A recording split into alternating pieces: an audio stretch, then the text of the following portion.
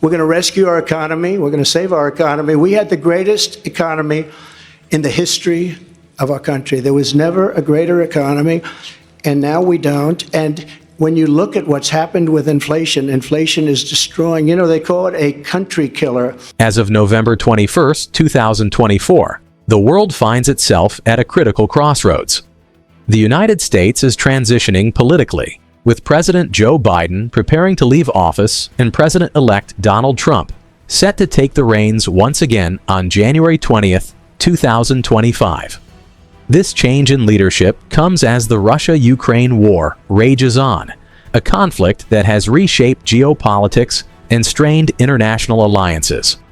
The big question on everyone's mind is, what happens next? The war between Russia and Ukraine has now stretched beyond 1,000 days, marking one of the most devastating conflicts of the 21st century. The destruction is almost unfathomable, with entire cities reduced to rubble and millions of lives disrupted. Russia continues to occupy about 20% of Ukraine's territory, including key regions such as Donetsk, Luhansk, Zaporizhzhia, and Kherson. Despite determined counter-offensives by Ukraine, reclaiming these territories has proven to be a grueling and protracted battle. The cost has been staggering. Reports estimate that over 700,000 Russian soldiers have been killed or wounded, a toll that reflects the intensity and scale of the fighting. On the Ukrainian side, the toll is equally harrowing, with countless civilian lives lost and critical infrastructure left in ruins. The war has inflicted a profound psychological and economic toll on the nation, testing its resilience to the limits. Recently, Ukraine's deployment of U.S.-supplied ATACMS long-range missiles has added a new dimension to the conflict. These strikes have targeted Russian territory, including the Bryansk region, signaling Ukraine's growing capacity for retaliation. However, this bold strategy has provoked a dangerous response from Russian President Vladimir Putin. By lowering the threshold for nuclear weapon use, Putin has heightened fears of a catastrophic escalation, further destabilizing an already fragile global order. President Joe Biden's administration continues to double down on its support for Ukraine, underscoring its unwavering commitment to Kyiv amidst the ongoing conflict. Military aid has been robust and consistent, with advanced weapon systems, including U.S.-provided ATACMS missiles, empowering Ukraine to strike within Russian territory. This decision reflects the seriousness of America's commitment to Ukraine's defense and its resolve to push back against Russian aggression. However, with great power comes great risk. These strikes, while strategically significant, risk provoking a more aggressive response from Russia. Such retaliation could target Ukraine's critical infrastructure on a massive scale, or even escalate to threats against NATO countries, introducing a new level of peril to the conflict. On the diplomatic front, Biden has worked tirelessly with European allies to find a resolution, advocating for peace while strengthening international coalitions. Yet, the barriers to negotiation remain daunting.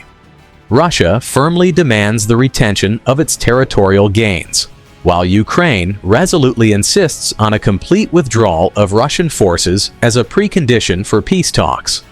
These diametrically opposed positions make a diplomatic breakthrough unlikely during Biden's remaining time in office, leaving the future of the conflict uncertain and fraught with tension. Here's where the plot thickens. It's good to see you all, particularly good to see my granddaughter sitting in the front row here. Hi, Finn. How are you, honey? For over 200 years, America has carried on the greatest experiment in self-government in the history of the world. President-elect Donald Trump has made sweeping promises regarding the Russia-Ukraine conflict, claiming he could bring it to an end within 24 hours of assuming office.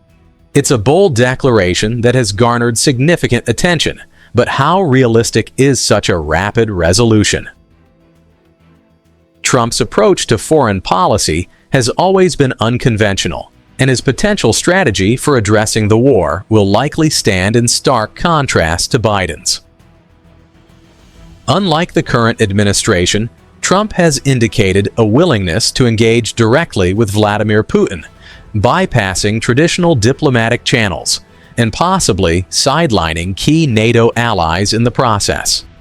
This direct line of communication may appeal to Putin, who reportedly views Trump as a pragmatic negotiator more inclined to entertain Russian demands. For Ukraine, however, the implications of a Trump-brokered peace deal could be deeply troubling. Putin's conditions for a ceasefire remain clear. Ukraine must abandon its aspirations for NATO membership and formally accept the territorial status quo, effectively recognizing Russian control over the occupied regions. Such concessions would be a heavy blow to Ukraine's sovereignty and its long-term security. For Trump, however, success may be defined less by fairness and sustainability, and more by achieving a swift resolution that reinforces his image as a dealmaker, regardless of the broader geopolitical consequences. So, what are the potential outcomes as this political transition unfolds? Let's explore three possibilities. If Trump successfully negotiates a peace deal, it could lean heavily in Russia's favor. Ukraine might be forced to make significant concessions, including territorial losses and a pledge to remain neutral. While this would end the active conflict, it could leave Ukraine vulnerable to future aggression and set a dangerous precedent for other authoritarian regimes. If negotiations fail, or if Ukraine refuses to agree to Putin's terms, the war could drag on. In this scenario, fighting would continue, with no clear victor in sight. The humanitarian crisis would worsen, and the strain on international alliances, particularly NATO, would grow. This option could also lead to war fatigue among Western nations, potentially reducing their support for Ukraine over time. This is the most alarming possibility. Russia's increasing reliance on unconventional tactics, including the deployment of North Korean troops and lowering its nuclear threshold, could spiral out of control. If Putin feels that his position is untenable, he might resort to drastic measures, such as targeting NATO countries or escalating attacks within Ukraine. This could draw the West directly into the conflict, risking a larger regional or even global war. The spotlight remains on Vladimir Putin. His decisions in the coming weeks and months will heavily influence the direction of this conflict. Internally, he faces mounting pressure from a population tired of war and an economy battered by sanctions. Externally, he's trying to maintain his image as a strong leader, while managing increasingly complicated relationships with allies like China and North Korea. If Putin sees an opportunity to solidify his gains through Trump's presidency, he might shift his strategy toward negotiation. However, if he perceives Western actions, like the continued supply of advanced weapons to Ukraine, as an existential threat, he could double down, escalating the war to levels not yet seen. The use of nuclear weapons, while still considered a last resort, is no longer an unthinkable option. Putin's rhetoric about lowering the nuclear threshold is a stark reminder of the stakes involved. The international community must tread carefully to avoid pushing him into a corner. The coming months are critical. The transition from Biden to Trump introduces a level of unpredictability that could dramatically alter the course of the Russia-Ukraine war. Will Trump's unconventional approach lead to a swift resolution, or will it create new challenges and risks?